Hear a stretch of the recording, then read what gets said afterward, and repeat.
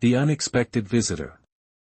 Nathaniel Reed's 43rd day aboard Outpost Zenith was proceeding exactly like the 42 before it.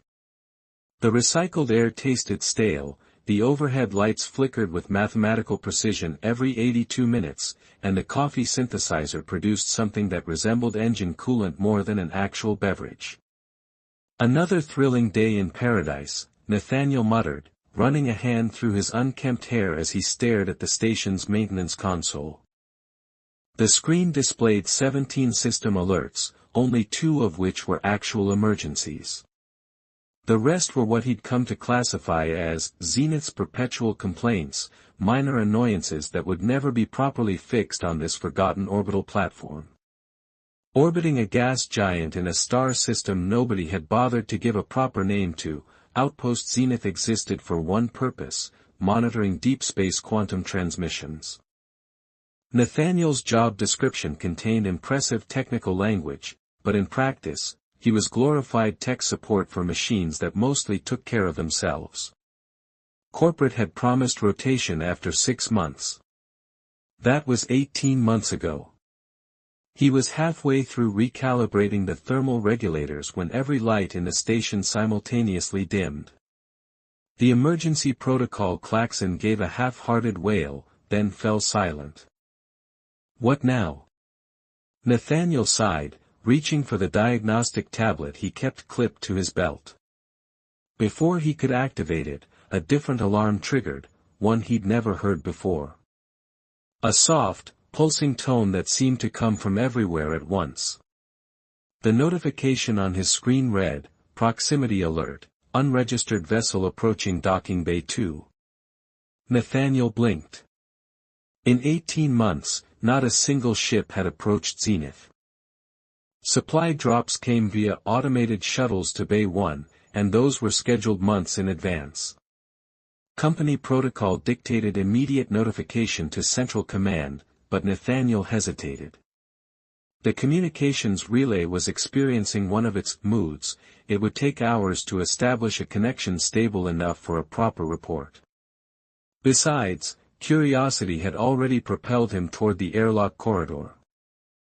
The vessel that had attached itself to Docking Bay 2 wasn't like any ship Nathaniel had ever seen.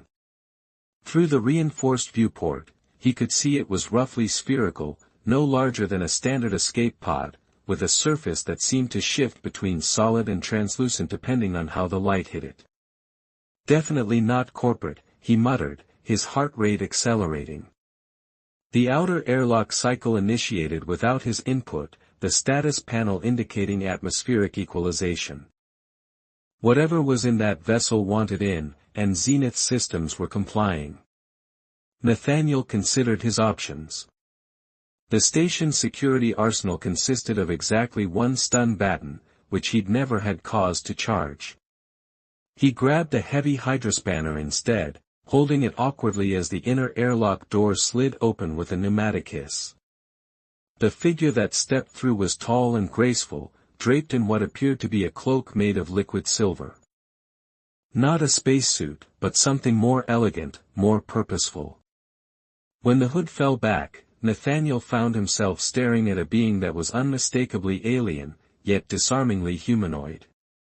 Her skin, if it was skin, had the iridescent quality of an abalone shell, shifting between pale blue and violet as she moved.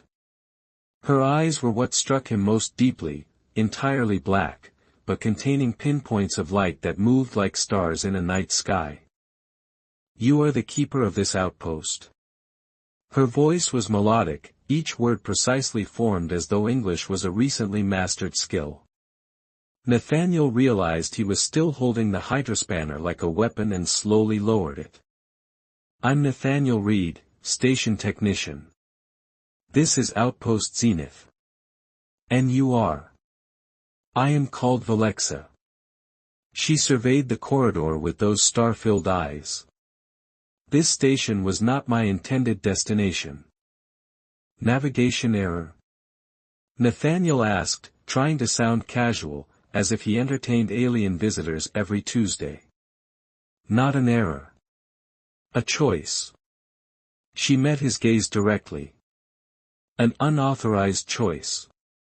That statement hung in the air between them, heavy with implications Nathaniel couldn't begin to unravel. He cleared his throat. Well, since you're here, coffee? It's terrible, but it's hot. A flicker of something, confusion, perhaps amusement, crossed her features. Your hospitality is unexpected.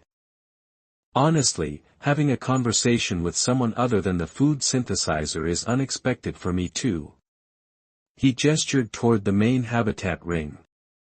After you. Valexa moved with uncanny precision, as though calculating each step. In the better lighting of the common area, Nathaniel could see that what he'd taken for a cloak was actually part of her, a semi-transparent membrane that rippled slightly with her movements. Your station operates at 73% efficiency, she observed, glancing at the blinking maintenance panel. There are 17 system faults. Nathaniel raised an eyebrow. You got all that from a glance. I am designed to interpret data systems. She tilted her head slightly. Your primary atmospheric regulator will fail within 12 days. Funny, the diagnostic says it's fine.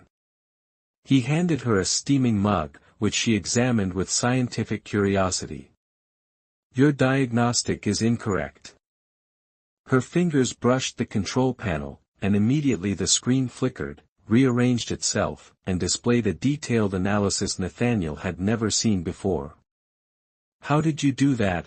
He asked, both impressed and unnerved. I communicated with your system. She said this as though it were as natural as breathing. It is, primitive, but functional. Thanks, I think. Nathaniel leaned against the console. So, Valexa, what exactly brings you to my primitive outpost? Especially if it wasn't your intended destination. She set down the untouched coffee. I am a navigator. My people chart quantum pathways between stars and establish communication nodes. We observe, we catalog, we facilitate. Her star-filled eyes turned toward the viewport, where the gas giant loomed large. We do not make contact. Yet here you are. Yes. The single word carried weight. Here I am. Over the next few hours, Nathaniel learned little more about Valexa's purpose, but discovered she possessed an astonishing ability to repair Zenith systems. Her touch seemed to bring the aging equipment to life, optimizing functions Nathaniel hadn't known were underperforming. This station monitors more than you realize, she said as they worked together on the main processor core. Her fingers moved through the holographic interface with impossible speed. It detects quantum fluctuations across 16 dimensions. That can't be right. Nathaniel frowned. Zenith's just a relay station for corporate transmissions. That is its secondary function.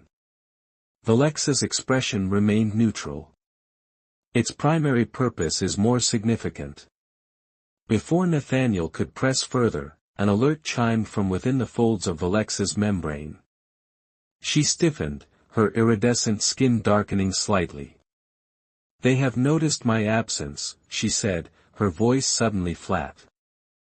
They? Your people. She nodded once. The collective. I have violated protocol by diverting from my assigned trajectory. By making contact with you. A cold feeling settled in Nathaniel's stomach. Are you in danger? I have never been in danger before. Her star eyes seemed to dim. I do not know what consequences await. Why did you come here, Valexa? Really? She was silent for a long moment. Your outpost sits at the nexus of 7 quantum corridors. It is significant in ways your people do not comprehend. She touched the console again, bringing up a star map Nathaniel had never seen. But that is not why I diverted my path. Then why? Because I heard something. For the first time, emotion colored her voice. In the quantum stream. Something unique. Something unauthorized. She looked directly at him. It originated from this station. From you. Nathaniel blinked in confusion. From me? I don't understand. You talk to your machines, she said. You sing to them. Your voice carries patterns that defied my analysis. I wanted to understand. You came all this way because I sing to the coffee maker. Nathaniel couldn't help but laugh. That's flattering, I guess. It is more than that. Valexa's membrane rippled with intensity. Your patterns suggest capabilities my people believed impossible in humans. You communicate with technology on frequencies you should not be able to access. Before Nathaniel could process this revelation, a new alarm sounded, the proximity sensor again. Valexa's form seemed to contract slightly. They have sent a seeker, she said, her voice now barely above a whisper. A probe to verify my location and status. Is that bad? It means I have been missed. She moved toward the monitoring station. It means I must leave. Nathaniel felt an unexpected surge of disappointment. You just got here. There's still so much I want to ask you. The seeker will record everything. It will know I made contact. Her star eyes locked with his. Unless. Unless what? Unless we deceive it. For the first time, something like hope flickered across her features. Your outpost's unusual properties might make that possible. You want to hide from your own people. Why? Valexa's membrane rippled, colors shifting across its surface like thoughts made visible. Because for the first time, I have questions without predetermined answers. Because your songs to machines made me wonder what else I might not understand. She hesitated, then added softly, because I wish to stay. A little longer. Nathaniel watched the approaching signal on the monitor, a sleek, purposeful blip against the vastness of space. He should report this. He should follow protocol. He should not be conspiring with an alien being to deceive her people. Instead, he smiled and said, well then, let's get creative. Defying destiny. The seeker probe hung in the void outside Outpost Zenith like a metallic teardrop, its surface rippling with sensor matrices. Nathaniel watched it from the command center, drumming his fingers nervously against the console. It's scanning us, he whispered, though there was no need for quiet. The probe couldn't hear them. Valexa stood beside him, her membrane contracting close to her form. It seeks my quantum signature. Every navigator emits a unique pattern. They had spent the past hour implementing Valexa's plan. She had reconfigured Zenith's communication array to broadcast a modified version of her signature from the far side of the station, while simultaneously dampening the real signal where they stood. It was clever, elegant even, but Nathaniel wasn't convinced it would work. Your people built that thing. Won't it see through this? He asked. The collective believes in absolute compliance. Deception is considered impossible among navigators. A ripple of what might have been amusement crossed her iridescent skin. They do not account for creativity. The probe shifted position, orienting toward the false signal. Its outer shell pulsed once, twice, then settled into a steady rhythm. It's accepted the decoy, Valexa confirmed, her star-filled eyes brightening. It will report that I am conducting standard analysis protocols in this sector. How long will that buy us? 3 cycles. Perhaps 4. She turned to him. In your measurement, approximately 7 of your days. Nathaniel let out a breath he hadn't realized he was holding. 7 days. A week with this enigmatic being who had chosen his forgotten outpost for reasons he still didn't fully understand. So, he said, attempting nonchalance, what exactly does one do with a week of unauthorized freedom? For the first time, Alexa's features arranged themselves into something resembling a smile. It was subtle, just a slight upward curve at the corners of her mouth, but it transformed her face entirely. I wish to learn, she said simply. Over the next 3 days, Zenith underwent a transformation. Systems that had limped along for years now operated at peak efficiency. The lights no longer flickered, the air tasted fresh, and even the coffee synthesizer produced something almost palatable. But more remarkable was Alexa's own transformation. She moved differently now, with less rigid precision and more fluid grace. She asked questions, endless questions, about human culture, emotions, art, and especially about Nathaniel himself. Her curiosity was boundless, matched only by her capacity to absorb and process information. Your species creates without purpose, she observed as they sat in the observation dome, watching the gas giants swirling storms. You make things that serve no function beyond their own existence. You mean art? Nathaniel asked. Art. Music. Stories. She tilted her head. The collective finds these inefficient. What about beauty?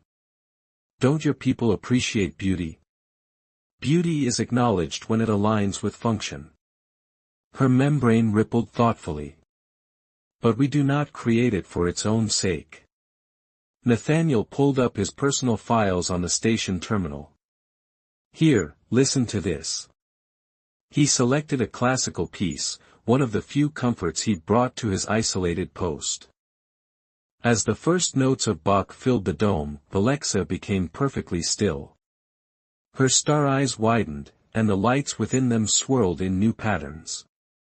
For several minutes, she simply listened, her membrane changing colors in rhythm with the music, amber, azure, violet. When the piece ended, she remained silent for a long moment. The mathematician who created this sequence, she finally said, they understood the quantum foundation of reality. Nathaniel laughed softly. That's a unique review of Bach. There are patterns within patterns. She gestured with graceful fingers, tracing invisible structures in the air. Layers that intersect and diverge in ways that. She paused, seeming to search for the right word. That ache. Ache? Is that not the correct term? The sensation of wanting something beyond reach? No, that's exactly right. Nathaniel studied her with newfound wonder. Alexa, why did your people forbid contact with humans? Really? Her membrane darkened slightly. Fear. Of us? He couldn't keep the disbelief from his voice. Her people's technology was clearly centuries beyond humanity's.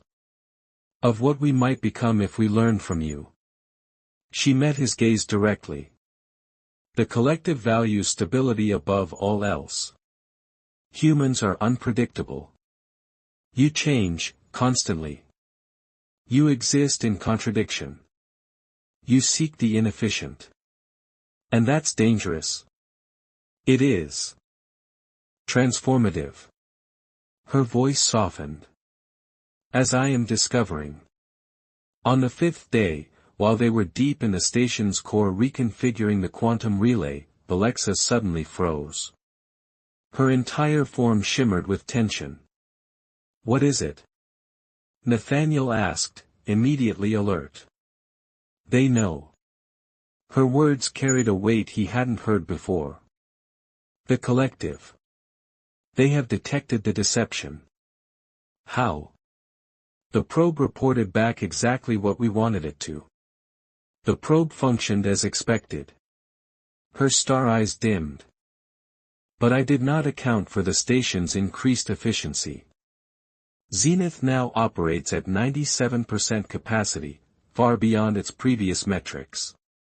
Such improvement could only come from navigator intervention. Nathaniel felt cold dread settling in his stomach. What happens now? They will send retrievers. Not to monitor, but to collect. Her membrane contracted until it was almost skin-tight.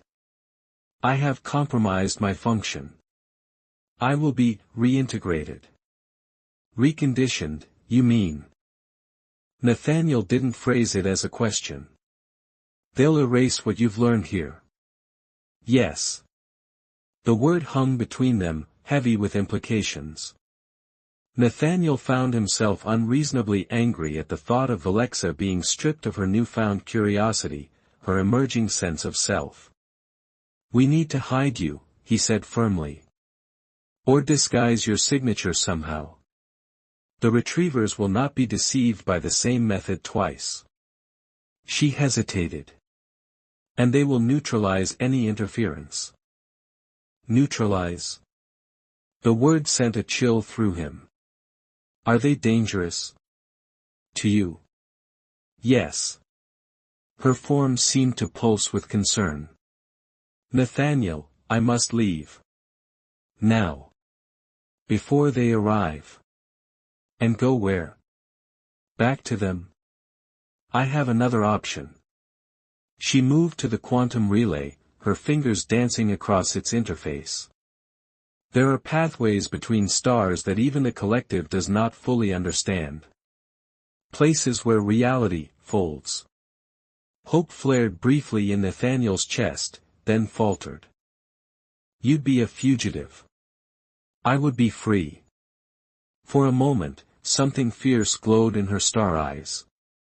Free to learn, to create, to become whatever lies beyond Navigator. Before Nathaniel could respond, the station's proximity alarm sounded again, louder this time, more urgent. The monitor showed 3 vessels approaching, each larger than Valexa's original craft. The retrievers, she whispered. They are earlier than I calculated. Nathaniel made a decision then, one that felt both reckless and absolutely right. Use my quantum signature, he said quickly. You said I have patterns your people thought impossible. Use them to mask your own. Valexa stared at him. That would require deep integration. I would need to synchronize with your neural patterns.